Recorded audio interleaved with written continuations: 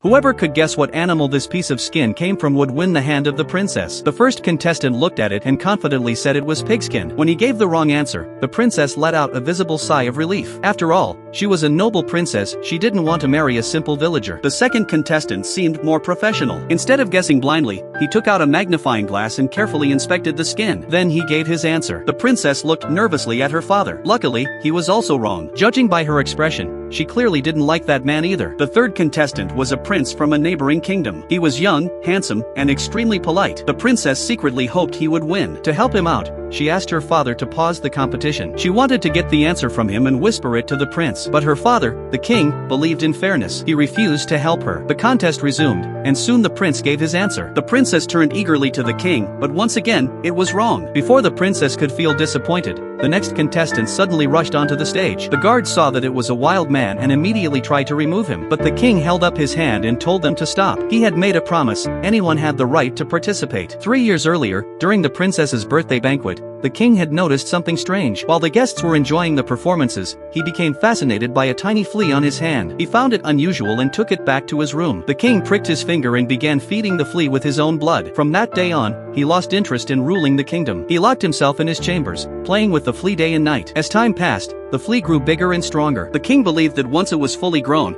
it could pull a royal carriage and take him on a tour around the world. To make this dream come true, he fed the flea even more so it would grow faster. One night, while a doctor was sleeping, the king suddenly called for him. To everyone's shock, the king didn't need treatment for himself, but for the flea. Afraid for his life, the doctor had no choice but to kneel down and examine the creature. But it was too late. The flea had eaten too much and soon died. The king was devastated, so he peeled off the flea's skin and made an announcement to the entire nation. Anyone who could correctly guess what animal the skin came from would marry the princess. And that brings us back to the beginning. Unlike the others, the wild man was completely different. He had lived in the jungle for years and had seen countless animals. He sniffed the skin lightly and gave the correct answer. The princess was horrified, but she had no choice. Her father was the king. If she refused, the people would laugh at her father for breaking his promise. So in the end, she reluctantly followed the wild man home. Now, here's a question for you. If you were the princess, would you go home with the ugly wild man?